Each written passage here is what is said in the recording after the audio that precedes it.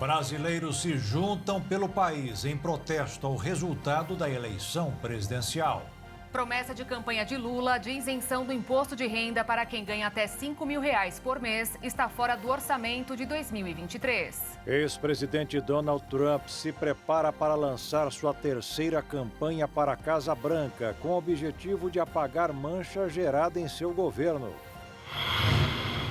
População mundial atinge marca de 8 bilhões de pessoas nesta terça-feira, ao mesmo tempo que o crescimento demográfico desacelera. Na cúpula do G20 em Bali, na Indonésia, a FIFA pede cessar fogo entre Rússia e Ucrânia durante a Copa do Mundo. Pesquisa mostra que trabalhadores pretos ganham por hora 40% menos que os brancos. Várias capitais brasileiras oferecem o Festival de Hambúrguer, mercado que vem ganhando cada vez mais espaço. E o que nem a ciência explica, a criatividade do brasileiro. Desta vez, a junção de partes de um Volkswagen Brasília e um Ford Ka resultaram no Brasicá. Agora no Jornal das 22.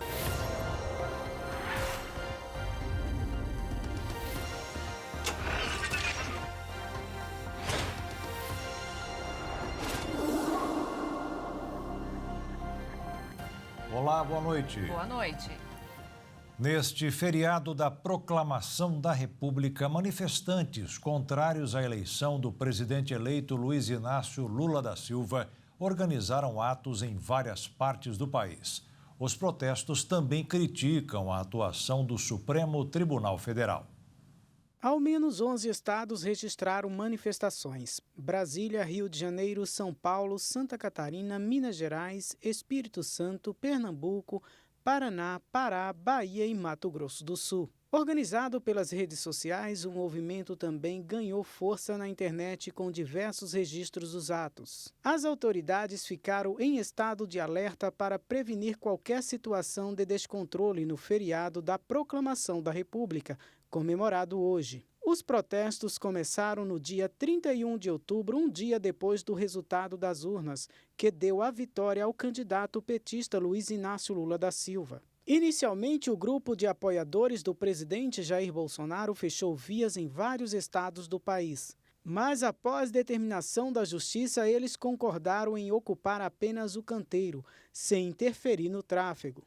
Diante da situação, a Secretaria de Segurança Pública de Brasília avisou que o trânsito na esplanada dos ministérios foi restringido. De acordo com a pasta, o acesso de pedestre à Praça dos Três Poderes também foi bloqueado. A medida é um protocolo de proteção da área. O esquema de segurança foi parecido com o que foi adotado no 7 de setembro. A esplanada passou a ser um dos locais de maior vigilância dos órgãos de segurança. No feriado da Independência foi montado um esquema especial para proteger a área. Além de vias fechadas para veículos, a Polícia Militar bloqueou a entrada de caminhões e só liberou o fluxo após o desfile militar.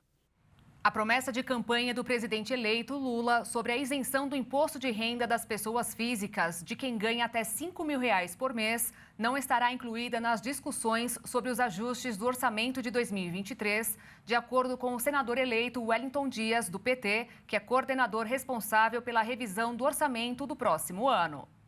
Wellington Dias disse que a isenção é uma proposta para o mandato e que não está sendo tratada nem da PEC da transição, nem na reorganização do orçamento de 2023. Segundo ele, o tema será tratado ao longo do mandato de Lula, pois há outros assuntos que são mais emergenciais, como falta de remédios, filas de cirurgias e exames. Lula quer que conste o dinheiro necessário para abrir o ano, suprindo essas necessidades. Pelos cálculos do Sindifisco Nacional, sindicato que reúne os auditores da Receita, a mudança proposta por Lula traria uma perda de arrecadação de 21 bilhões e meio de reais, se somente a faixa de isenção subir para até R$5 mil. Perda que pode ser muito maior caso todas as faixas sejam corrigidas. De acordo com a conta da Unifisco Nacional, a Associação Nacional dos Auditores Fiscais da Receita, a correção da tabela e de todas as faixas de renda em 162,7%, resultaria em uma renúncia de arrecadação de mais de 190 bilhões de reais. Pelas regras vigentes, quem recebe até R$ 1.903,98 por mês está isento do imposto de renda. Para valores de R$ 1.903,99 até R$ 2.826,65, a alíquota é de 7,5%. E para as rendas de R$ 2.826,66 até R$ 3.751,05 por mês é de 15%. De R$ 3.751,06 até R$ 4.664,68, a tributação é de 22,5%. E acima de R$ 4.664,68 é de 27,5%. Se a tabela da base de cálculo fosse corrigida integralmente pela inflação acumulada nos últimos anos, são 134,53% até fevereiro deste ano, segundo cálculos da Unafisco Nacional. Quem tem renda mensal de até R$ 4.465 estaria isento, valor próximo dos 5 mil de isenção prometidos por Lula na campanha presidencial. O percentual considera os ajustes realizados e a inflação acumulada desde 1996, ano em que a tabela do Imposto de Renda à Pessoa Física deixou de sofrer reajustes anuais, fazendo com que o número de contribuintes isentos do imposto de renda quase triplicasse, e mais de 15 milhões de brasileiros não pagariam IR. A área técnica do Tesouro Nacional avaliou em 2020 que ampliar a faixa de isenção do IR favorece quem ganhava mais de R$ 1.951 por mês, os 20% mais ricos da população em 2018, ano base do estudo, que passariam a pagar menos imposto de renda, dinheiro que o governo utiliza para financiamento de programas sociais e custeio da máquina pública. Na ocasião, a pasta avaliou que a maior parte dessa renúncia fiscal beneficiaria os declarantes mais ricos da população brasileira. O Ministério Público Federal no Rio de Janeiro pediu o afastamento do diretor da Polícia Rodoviária Federal, Silvinei Vasques, por 90 dias. O argumento é que Silvinei fez uso indevido do cargo. O inquérito aberto pela Polícia Federal investiga a blitz da PRF em que agentes pararam ônibus que faziam transporte gratuito de eleitores. Também é alvo de investigação a conduta de Silvinei diante dos bloqueios ilegais de rodovias promovidos por caminhoneiros. O ex-presidente dos Estados Unidos, Donald Trump, está se preparando para lançar sua terceira campanha para a Casa Branca, com o objetivo de superar as derrotas inesperadas do Partido Republicano nas eleições de meio de mandato e desafiar a história em meio a sinais de que seu controle sobre o partido está diminuindo. Criticado após o mau desempenho de seus candidatos nas eleições de meio de mandato dos Estados Unidos, Trump terá ainda de enfrentar um forte candidato do Partido Republicano, o governador da Flórida, Ron DeSantis. O ex-presidente esperava usar os ganhos da sigla nas eleições como um trampolim para se lançar à indicação de seu partido, mas diante de um resultado mais contido que o esperado, ele vem sendo apontado como culpado por apoiar uma série de candidatos derrotados depois que os republicanos não conseguiram assumir o controle do Senado. Com a nova campanha, Trump pretende superar a mancha gerada em seu governo, que terminou com seus apoiadores invadindo o Capitólio para contestar a vitória de Joe Biden em 2021. Que ele foi o primeiro presidente do país a sofrer impeachment 2 vezes e ainda enfrenta uma série de investigações criminais, incluindo a do Departamento de Justiça sobre as sentenças de documentos classificadas como secretos que foram descobertos em caixas e gavetas em seu clube Mar-a-Lago após ele deixar a presidência dos Estados Unidos. A ideia era esperar pelos resultados das eleições legislativas, mas Trump preferiu agora para evitar uma longa lista de potenciais adversários, incluindo o governador da Flórida, Ron DeSantis, que foi reeleito na semana passada e agora está sendo instado por muitos em seu partido a concorrer à presidência. No estado de Utah, 86 legisladores republicanos enviaram na segunda-feira um comunicado à imprensa pedindo que DeSantis concorresse, refletindo a insatisfação por ter Trump como porta-estandarte de seu partido. E em Michigan, Paul Cort, chefe do gabinete do Partido Republicano, escreveu um memorando interno de 4 páginas que criticava os candidatos apoiados por Trump por varreduras em todo o estado, que darão aos democratas o controle total do governo do estado pela primeira vez em 40 anos. Até o momento, os republicanos estão a uma cadeira de conseguir o controle da Câmara dos Representantes. Com vitórias nos estados de Nova York, Califórnia, Oregon e Arizona, o partido precisa de 218 dos 435 assentos para alcançar a maioria. Os americanos ainda esperam mais de 10 resultados e o Partido Democrata conta com 206 cadeiras. Luiz Antônio Fleury Filho, ex-governador de São Paulo, morreu hoje aos 73 anos em sua casa na capital paulista por insuficiência cardíaca. Segundo a família, ele sofreu complicações após um transplante de fígado. Fleury governou o estado entre 1991 e 94 pelo PMDB, atual MDB. O governador em exercício, Carlão Pinhatari, decretou luto oficial de 3 dias no estado de São Paulo por conta da morte. O velório de Fleury acontece no centro da capital paulista e o corpo do político será cremado em Taboão da Serra. Campo Grande, capital de Mato Grosso do Sul, enfatiza a importância do Novembro Azul, por meio do Hospital do Câncer, que faz exame de sangue gratuito de próstata. O Hospital do Câncer está com ação gratuita de distribuição de senhas para pacientes realizarem exame de sangue para o diagnóstico do câncer de próstata. A ação faz alusão ao Novembro Azul, mês de conscientização e prevenção da doença. Nós fazemos essa campanha além daquele atendimento normal que nós fazemos. Então nós não temos infraestrutura para colocar aqui mais gente. Nós atendemos em torno de 200 pessoas normalmente, você coloca mais 100, são 300. E aí nós não temos espaço físico para isso, para atender mais que esse número de pessoas. Os interessados deverão comparecer ao hospital bem cedo, pois as senhas são distribuídas a partir das 5 da manhã. Porta aberta, que a gente chama, né? As pessoas podem vir diretamente cedo e pegarem a sua ficha e ser atendida. Não precisa nenhum outro tipo de agendamento. No estágio inicial do câncer de próstata, geralmente não há sintomas. Por isso é importante fazer o exame. A partir do sangue é possível detectar doenças e então seguir para o médico específico e iniciar o tratamento.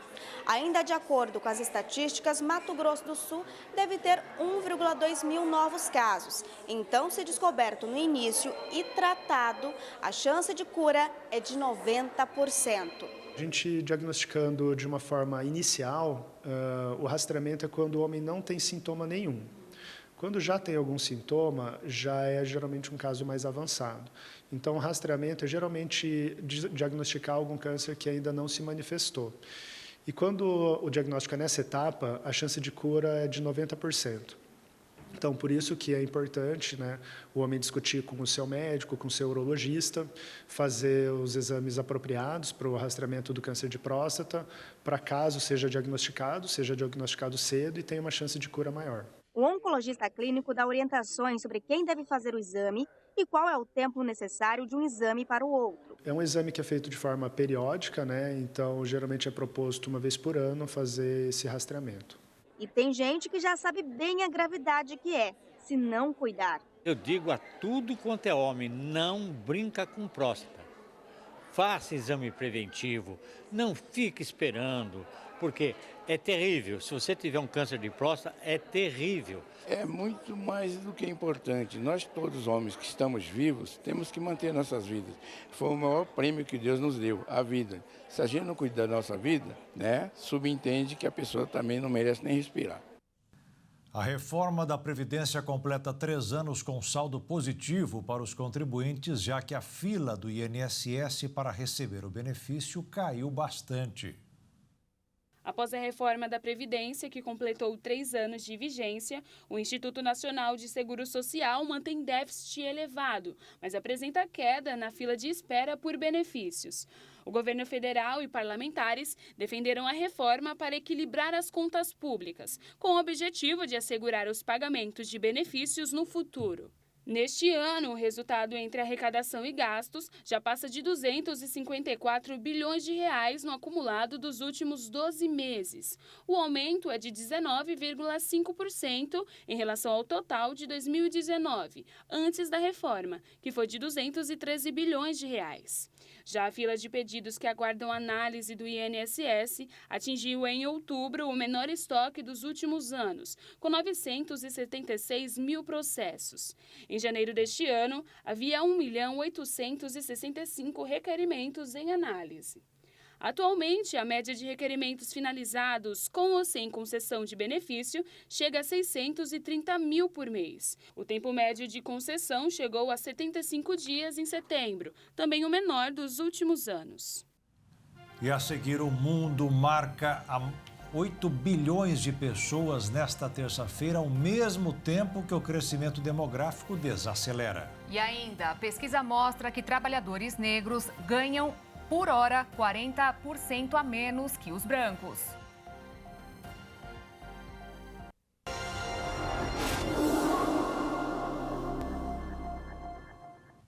A população mundial atingiu a marca de 8 bilhões de pessoas nesta terça-feira, segundo a Organização das Nações Unidas, que também indica uma desaceleração no crescimento demográfico. Foram 12 anos desde o 7º bilhão alcançado em 2010. A estimativa é que outros 15 anos sejam necessários para chegar a 9 bilhões de pessoas no planeta, ou seja, em 2037. A queda na velocidade do crescimento populacional foi puxada pela redução das taxas de fecundidade no mundo a partir da década de 1950, segundo o relatório. O índice mede a estimativa de filhos que uma mulher teria ao longo de sua vida reprodutiva, entre os 15 e os 49 anos. Hoje, 2/3 da população global vivem em um país ou uma área onde a fecundidade ao longo da vida está abaixo de 2,1 nascimentos por mulher, aproximadamente o nível necessário para um crescimento a longo prazo para uma população com baixa mortalidade. A manutenção do crescimento nas próximas décadas será alavancado principalmente por países africanos e asiáticos, como Congo, Egito, Etiópia, Índia, Nigéria, Paquistão, Filipinas e Tanzânia, responsáveis por mais da metade do aumento projetado para o mundo até o ano de 2050.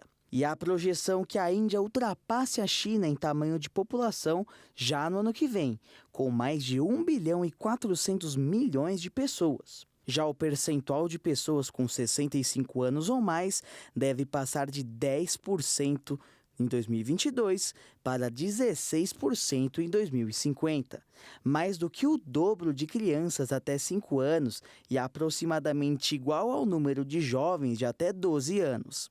Os países com populações envelhecidas devem tomar medidas para adaptar os programas públicos ao número crescente de idosos, inclusive estabelecendo cuidados de saúde universais e sistemas de cuidados de longo prazo, e melhorando a sustentabilidade da segurança social e dos sistemas de pensões. Segundo a ONU, o Brasil deverá manter-se como o 7º mais populoso do mundo até pelo menos 2050, com 230 milhões de habitantes no país, que hoje são 215 milhões. O pico populacional deve ser atingido na década de 2080, quando 10 bilhões e 400 milhões de pessoas coabitarão a Terra. A taxa deverá se manter estável até 2100. Portugal vai facilitar o visto para estrangeiros que buscam emprego no país. A lei em vigor desde o dia 30 de outubro facilita a entrada de pessoas que pretendem morar no país. O visto dos estrangeiros que buscam emprego no país vai ter validade de 120 dias e pode ser estendido por mais 60 dias. Os estudantes estrangeiros que quiserem obter visto de residência vão ter o processo analisado e aprovado em menos tempo. No modelo anterior, a análise levava mais de 2 meses. A pessoa terá que comprovar renda para se manter no país no período de busca por emprego, além de outros requisitos. A facilitação nos processos de visto também vai valer para os cidadãos da comunidade dos países de língua portuguesa, que inclui o Brasil. Atualmente, os brasileiros correspondem a mais de 29% da maior comunidade estrangeira em solo português. Uma pesquisa realizada pela PNAD e divulgada em agosto desse ano mostrou que os trabalhadores pretos ganham por hora 40,2% menos que os brancos. A pesquisa revelou ainda que no caso das pessoas pardas, o valor é de 38,4%. Os dados são da última pesquisa nacional de amostra de domicílios contínua, divulgada em agosto pelo IBGE, com informações referentes ao segundo trimestre de 2022. De acordo com o levantamento, isso implica que pretos e pardos precisam trabalhar mais horas para conseguir ganhar, no fim do mês, o mesmo valor que brancos, considerando o rendimento médio por hora, para chegar ao valor de R$ 1.212, equivalente ao salário mínimo. Um trabalhador branco precisaria trabalhar 63 horas, já um preto levaria quase 105 horas e meia. Segundo o IBGE, as populações preta e parda representam 9,1% e 47%, respectivamente, da população brasileira. Já na força de trabalho, a população parda representa 45% e a preta 10,2%. A pesquisa mostra ainda que 63% das mulheres negras já sofreram preconceito em seleções de emprego. Proporção de pretos e pardos entre os pobres chega ao dobro em relação aos brancos. Outro fator é o número de negros na liderança. Debates sobre a desigualdade racial crescem, mas falta de referências que ainda é barreira para profissionais. Em uma década, a situação não evoluiu. No mesmo período de 2012, o valor pago por hora a uma pessoa preta era 42,8% menor do que o pago para uma pessoa branca. A falta de acesso à educação superior é um dos fatores que influenciam na diferença de renda. Segundo um documento do Instituto de Pesquisa Econômica Aplicada, divulgado em 2021, nas últimas 2 décadas, 65,1% dos cargos de nível superior eram ocupados por pessoas brancas. Já pretos e pardos preenchiam 27,3% dessas vagas. Outros fatores que entram na conta são o tamanho do mercado de trabalho informal e a discriminação indireta, segundo o diretor do Núcleo de Estudos Raciais do INSPER, Micael França. Em ascensão desde a sua criação, há exatos 2 anos, o Pix se tornou o meio de pagamento mais utilizado no país. Mais de 26 bilhões de transações já foram realizadas com o Pix desde novembro de 2020. E nos últimos 12 meses, houve um aumento de 94% nas transações realizadas com essa ferramenta. Atualmente, o Pix é a forma de pagamento mais utilizada no país. Segundo a Federação Brasileira de Bancos, FEBRABAN, a população está usando esse método de pagamento para valores pequenos, como compras com autônomos e produtos para o dia a dia. De Brasília, Jaqueline Fonseca. A exportação de arroz aumentou e atingiu o maior valor do ano em outubro. Em 2022, as vendas ao mercado externo já passaram de 1.700.000 toneladas do cereal. Uma projeção da Associação Brasileira da Indústria do Arroz espera que os embarques do cereal alcancem cerca de 2 milhões de toneladas até o fim deste ano. E, de acordo com o Ministério da Economia, as exportações brasileiras de arroz totalizaram uma receita de cerca de 516 milhões de dólares entre janeiro e outubro deste ano. A AB Arroz informou que somente em outubro as vendas externas de arroz atingiram 388 mil toneladas, o maior volume mensal de 2022, com receita de 122 bilhões de dólares. No mesmo mês do ano passado, a receita dos embarques ficaram em 43 milhões de dólares. Segundo a Associação do Setor, o arroz brasileiro tem mais qualidade, além de não ser geneticamente modificado. Entre os principais destinos do arroz beneficiado estão o Peru, a Venezuela, Cabo Verde, Estados Unidos, Cuba, Bolívia, Angola e também o Panamá. O faturamento do setor de alimentação fora de casa espera encerrar o ano com 540 bilhões de reais. Valor otimista para recuperar nos próximos 2 anos as perdas totais que teve durante a pandemia.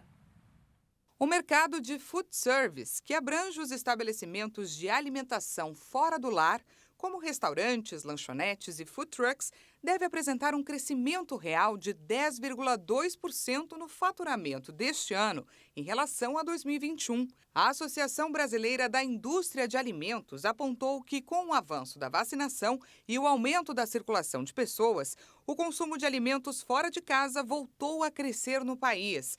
A previsão é que os rendimentos do setor devem chegar a 540 bilhões de reais no ano. O avanço supera a alta de 3,2% em 2019, ano anterior à pandemia. Segundo a ABIA, o desempenho demonstra uma importante recuperação do cenário de baixas da Covid-19. A associação informou que, em 2020, o setor foi gravemente impactado pelas restrições à circulação de pessoas, o que provocou o fechamento de muitos estabelecimentos. Alguns negócios se reinventaram e fortaleceram novos modelos de atendimento, como o delivery. Essas viradas resultaram em crescimento, mesmo no momento mais desafiador de restrições. Apesar disso, naquele ano, houve retração de 27,5% no faturamento real.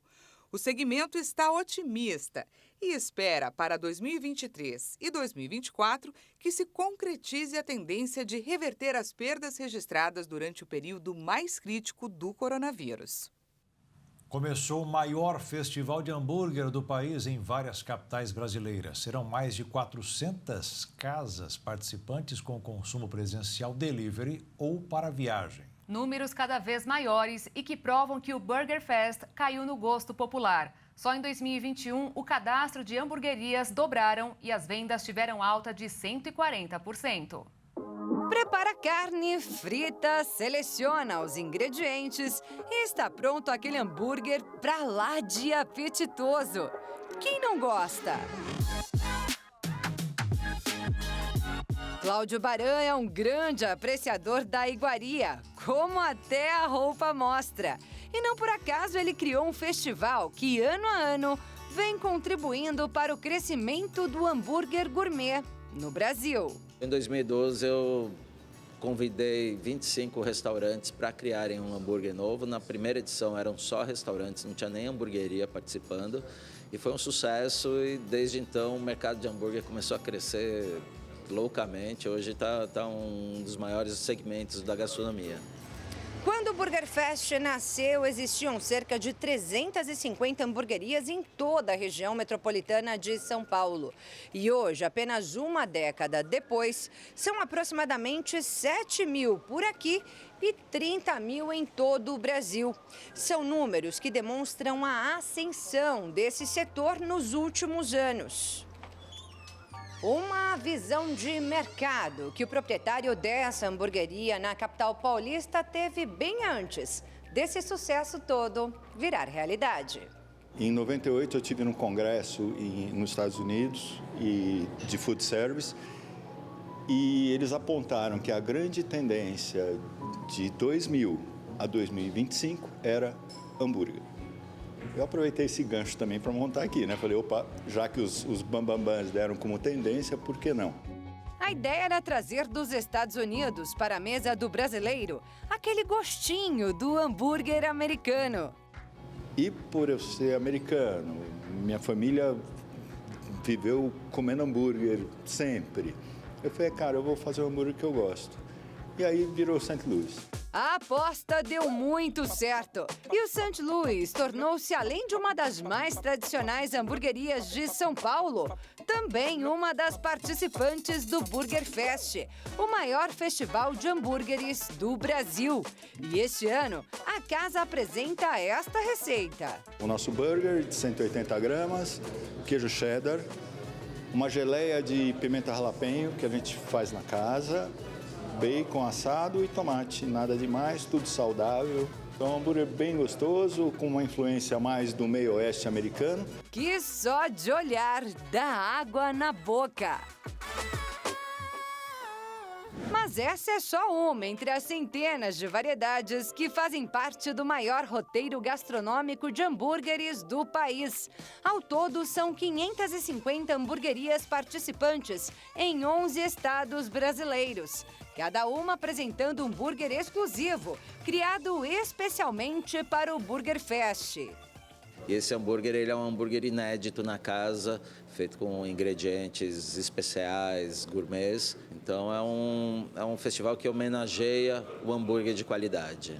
O Burger Fest não é uma competição. O objetivo aqui é proporcionar uma experiência gastronômica especial aos apaixonados por hambúrguer no festival que acontece apenas neste mês de novembro.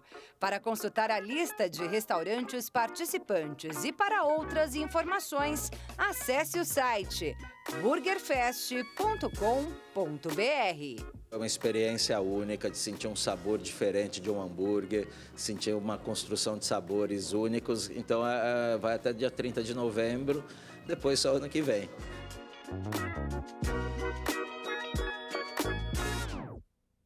E veja a seguir, começa a cúpula do G20 na Indonésia como foco principal para acabar com a guerra no leste europeu. E a FIFA pede manutenção de um cessar-fogo de um mês na Ucrânia, período que dura a Copa do Mundo de 2022.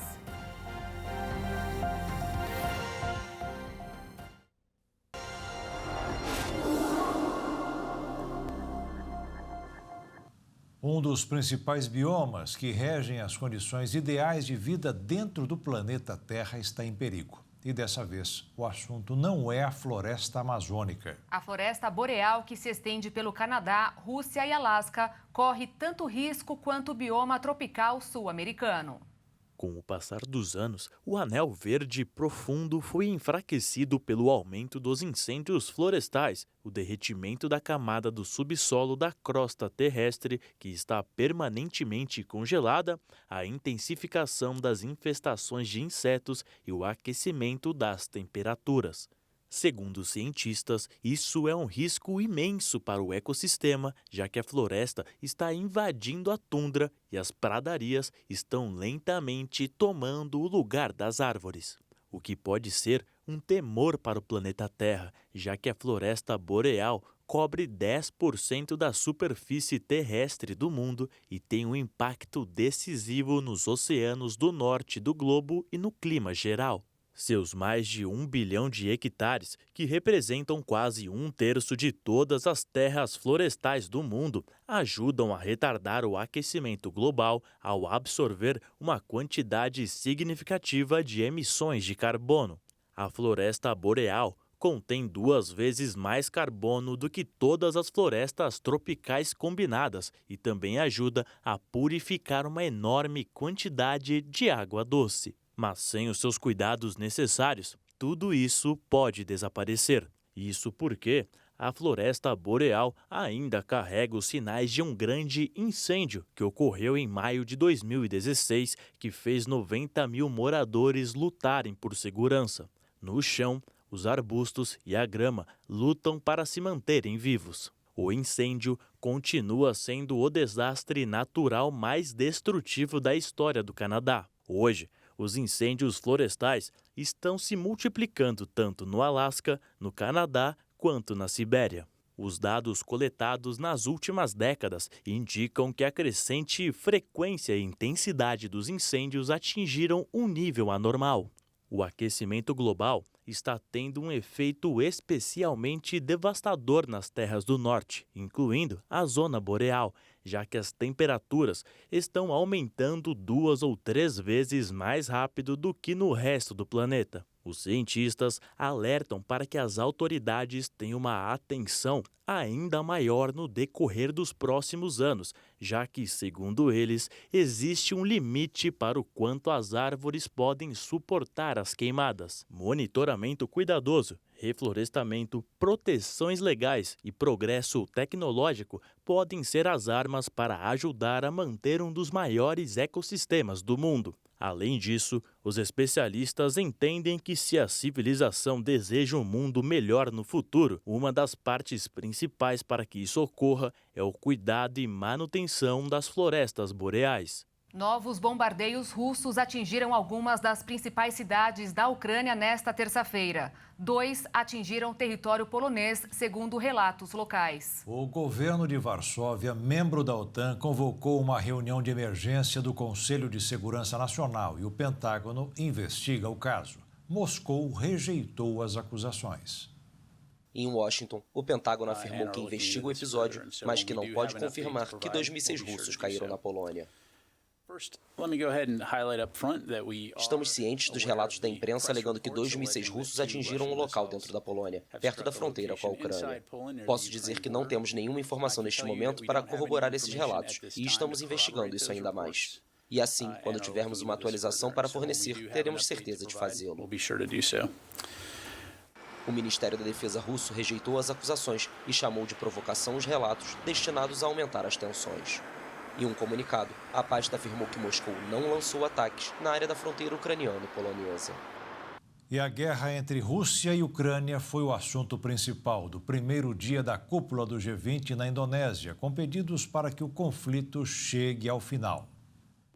O presidente francês, Emmanuel Macron, pediu que seu país e a China se unam contra a guerra na Ucrânia. Macron participou de uma reunião com o presidente da China, Xi Jinping, à margem da cúpula do G20 em Bali. O G20 é o grupo que reúne as maiores economias do mundo. O grupo vai publicar um comunicado no fim da cúpula de líderes em Bali. Segundo um alto funcionário americano, a maioria dos membros vai condenar com firmeza a invasão russa da Ucrânia. O comunicado, que deve ser publicado no encerramento da cúpula na quarta-feira, vai mostrar que o G20 está realmente isolando a Rússia, um dos países membros do grupo. A fonte não informou quantos países vão se somar à condenação, nem como os diplomatas vão incluir essa declaração não unânime em um documento que requer o consenso de todos os países participantes. A FIFA também aproveitou a cúpula do G20 para fazer outro pedido, que ao menos haja um cessar-fogo na guerra do leste europeu durante o período da Copa do Mundo. O presidente da FIFA, Gianni Infantino, pediu nesta terça-feira a manutenção de um cessar-fogo de 1 mês na Ucrânia, período que dura a Copa do Mundo de 2022. Ele apelou, pelo menos, pela criação de corredores humanitários ou outras iniciativas que ajudem à retomada de uma negociação de paz. O esporte une o mundo e porque o futebol tem esse papel, a Copa do Mundo é uma ocasião para reunir as pessoas em paz e desfrutar de algo profundamente necessário nos tempos turbulentos em que vivemos. O apelo foi feito durante um almoço com líderes do G20 reunidos na ilha indonésia de Bali. Vladimir Putin é a grande ausência neste encontro dos líderes das grandes economias do planeta. A Rússia é representada pelo ministro das Relações Exteriores, Sergei Lavrov. O lançamento do novo foguete da NASA, como parte da missão Artemis 1 de volta à Lua, está programado para finalmente ocorrer entre hoje e amanhã na Flórida. A primeira tentativa do voo do foguete SLS, o mais potente do mundo, foi cancelada em setembro e a segunda, que também fracassou, no último dia 5 de novembro. Dessa vez, o clima promete ajudar, com 90% de chance de estar favorável. Espera-se que este mesmo foguete leve a primeira mulher e a primeira pessoa negra à Lua. Embora seja um lançamento noturno, cerca de 100 mil pessoas devem admirar o espetáculo, principalmente das praias vizinhas. As complexas operações de reabastecimento de combustível começaram na tarde desta terça-feira no Centro Espacial Kennedy e serão lideradas por Shirley Blackwell Thompson, a primeira diretora de lançamento da NASA. O foguete laranja será preenchido com 2,7 milhões de litros de oxigênio líquido e hidrogênio. Durante o verão boreal, um vazamento de hidrogênio fez com que a segunda tentativa fosse cancelada de última hora. Desde então, os procedimentos foram modificados e verificados com sucesso por meio de um teste. Dourados, Cidade Sul, Mato Grossense, cedia o primeiro curso de operações aéreas para policiais militares que atuam na faixa de fronteira. O primeiro curso de operações aéreas de fronteira reuniu policiais militares do DOF, Departamento de Operações de Fronteira, Polícia Militar Rodoviária, Batalhão de Choque do Corpo de Bombeiros, no auditório da Unigran. A aula magna foi ministrada pelo policial federal Eduardo Bettini. O tema será atirador designado e o guia aerotático avançado. É um curso de operações aerotáticas feito pela unidade aérea da PM em conjunto com o DOF. E nós vamos passar um pouco da experiência que nós tivemos na Polícia Federal e fazer essa abertura do curso, falar um pouquinho também sobre a atividade, né? É interessante o que está acontecendo aqui no Mato Grosso do Sul, que é um modelo inovador, né? Que é trazer a aeronave para as pontas, e isso integra o que a gente chama de capacidades operacionais. Então, é um evento que, para mim, que atuo nessa área, nas operações especiais, operações aerotáticas há muitos anos, é um evento realmente muito importante, que é uma atuação pioneira que está acontecendo aqui no Mato Grosso do Sul. Então, eu fico extremamente honrado de estar aqui. Em 40 dias de treinamento, 16 policiais terão aulas práticas e também teóricas aqui em Dourados. O curso é promovido pelo DOF em conjunto com a CGPA, Coordenadoria Geral de Policiamento Aéreo. O conteúdo será dividido em 27 disciplinas. Importante destacar que essa é uma experiência inovadora no Brasil. É o primeiro curso que vai alinhar tanto a capacidade de operador aerotático quanto de policiamento especializado de fronteira, justamente porque o nosso estado é pioneiro nesse policiamento especializado de fronteira, e nós esperamos, com a atividade da aeronave, poder atuar mais seletivamente, mais detalhadamente e também de forma mais rápida e precisa em cima dos alvos potenciais criminosos aqui na região de fronteira. Isso com certeza vai ampliar a nossa capacidade de resposta, mas também vai qualificar a nossa resposta frente ao crime organizado aqui na região. Recentemente, o DOF recebeu um helicóptero modelo AS-350B3, conhecido como Esquilo, uma aeronave moderna que será utilizada após o curso preparatório pelos policiais para o monitoramento da área de fronteira. E também durante as ações da Sejusp, Secretaria de Justiça e Segurança Pública de Mato Grosso do Sul. E esses helicópteros têm os pilotos, e esse curso vem capacitar os nossos tripulantes.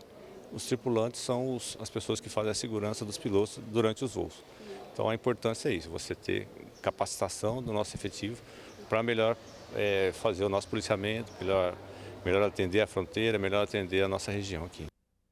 E veja a seguir, com nova tecnologia, bola da Copa do Mundo promete ser um dos destaques positivos do torneio. E o que nem a ciência explica, a criatividade do brasileiro. Desta vez, a junção de um Volkswagen Brasília e um Ford Ka resultaram no Brasica.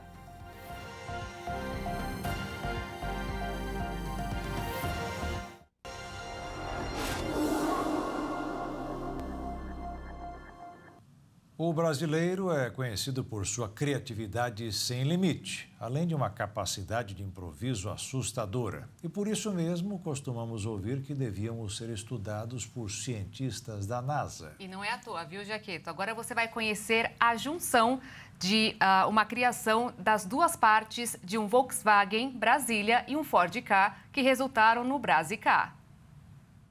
Observando apenas a frente do carro, temos a impressão de que estamos vendo um Volkswagen Brasília, carro fabricado e vendido no país durante a década de 70 e 80.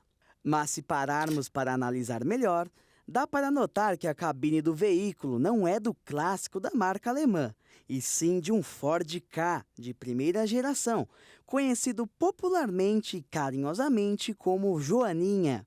A junção das peças desses dois carros completamente diferentes ocasionou uma série de likes e compartilhamentos nas redes sociais. A invenção foi até apelidado por Brasica E a mescla dos dois modelos não ficou apenas na parte da dianteira. A parte de trás também é de uma Brasília e exigiu muitas adaptações de funilaria para fazer carrocerias tão distintas se encaixarem tão bem. A tampa traseira do carro foi revestida com chapas de metal nas extremidades, para cobrir onde estariam suas lanternas. Aparentemente, o motor continua instalado na traseira, como na Brasília original. Toda essa criatividade partiu de um morador do município da Praia Grande, cidade localizada no litoral sul do estado de São Paulo. Vale destacar que o Ford e a Volkswagen já fizeram carros juntas, nos tempos de Autolatina, que deram a origem a automóveis gêmeos, como o Volkswagen Santana e o Ford Versalhes. Mais de 7.000 vagas devem ser abertas em bares e restaurantes de todo o país para atender a demanda da Copa do Mundo. A Copa do Mundo de Futebol, que começa no dia 20, deve movimentar cerca de 864 milhões de reais em restaurantes de todo o país. O valor é 8,3% maior que a cifra movimentada na Copa de 2018. A estimativa é da Confederação Nacional do Comércio, CNC, que realizou estudo sobre o tema e estima que mais de 7.000 vagas temporárias devem ser abertas no setor nos próximos dias. As principais oportunidades serão para garçom, cozinheiros e atendentes de lanchonete. O salário médio deve ficar em torno de R$ 1.500. De Brasília, Jaqueline Fonseca. E a 5 dias do pontapé inicial do Mundial, as seleções que participarão do torneio já iniciaram as suas preparações. Com os treinos, os jogadores tiveram seu primeiro contato com um dos principais astros da Copa. E não é nenhum jogador não, mas sim a bola. Com uma tecnologia nova e pensando em sustentabilidade, ela promete ser um dos destaques positivos do torneio. Chamada de Arrilla, a bola oficial que será utilizada durante os Jogos da Copa do Mundo do Catar foi inspirada na arquitetura, nos barcos e na bandeira do país. O seu nome significa a jornada e pretende aumentar ainda mais a paixão pelo futebol na região. Para desenvolvê-la, foram feitos testes rigorosos em laboratório, no interior de túneis de vento e também em campo, claro. A bola do Mundial conta com uma superfície formada de poliuretano com micro e macro texturas que melhora a aerodinâmica e a estabilidade, garantindo uma maior precisão para os jogadores durante os confrontos em campo, além de ser a mais rápida utilizada em partidas da Copa, segundo a marca que a produziu. A ideia da criação foi tentar adaptar a bola ao jogo moderno e de velocidade. Junto desse desenvolvimento externo, a Arrilla também é a primeira de uma Copa do Mundo que utiliza tintas e colas feitas à base de água, o que a torna ainda mais sustentável, sem contar nas cores vibrantes para transmitir a ideia de velocidade e animar jogadores e fãs ao redor do mundo. Além disso, a Arrilla conta com tecnologias de chip para auxiliar arbitragens em lances duvidosos, como, por exemplo, se a bola passou ou não da linha do gol. Até mesmo as vendas das bolas oficiais viraram um ponto de atenção para a empresa. Isso porque, do valor total arrecadado nas vendas líquidas, 1% será revertido para a organização Common Goal, voltada para ações de caridade em comunidades locais. Mas o preço assusta. No Brasil, a Arrilla está à venda por quase R$1.000. A Copa do Mundo do Catar começa no próximo dia 20 de novembro no estádio Al Bayt. A estreia da seleção brasileira será no dia 24 de novembro contra a Sérvia. Já a final está marcada para o dia 18 de dezembro. E no Boletim Esquenta Catar 2022 de hoje, Leonardo Félix traz detalhes da seleção de Gana, uma das possíveis surpresas do Mundial. Olá pessoal, este é o Esquenta Catar 2022 que traz informações e curiosidades da Copa do Mundo aqui na nossa programação. Vamos falar da seleção de Gana. A classificação ganesa veio depois de um duelo bastante equilibrado com a Nigéria na última fase das eliminatórias africanas. Foram 2 empates e a vaga foi decidida nos gols marcados fora de casa. Para a imprensa especializada, existem algumas equipes que têm condições de competir contra as potências europeias e sul-americanas do futebol nesta Copa, e Gana é uma delas. No time atual, destaques são os irmãos André e Jordan Ayew, filhos do ex-jogador Abedi Pelé.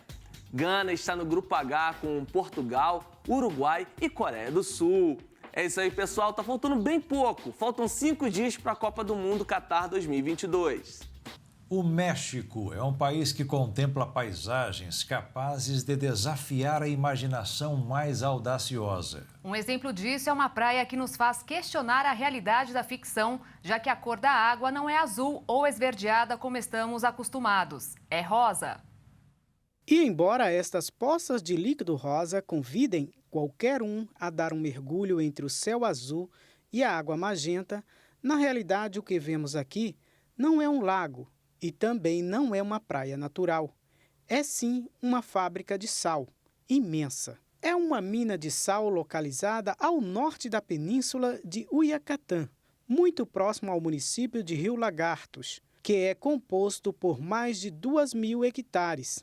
É o lar de pelo menos 200 espécies, algumas em perigo de extinção e outras o sustento de mais de 300.000 famílias. Esta salina ocupa o 2º lugar nacional e produz entre 800 e 900 toneladas deste mineral por ano para o nosso consumo. Isso significa, em outras palavras, que cada vez que vemos um saleiro, ele possivelmente foi preenchido graças a esse paraíso único no planeta. A pergunta de $1 milhão: por que a água em Las Coloradas é rosa? Neste pedaço do paraíso existem 24 imensas lagoas, que são conhecidas como evaporadoras e são onde toda a extensão de sal é realizada através da evaporação da água, do sol, do vento e da perícia dos especialistas que literalmente passam seus dias passando a água de um estuário para outro.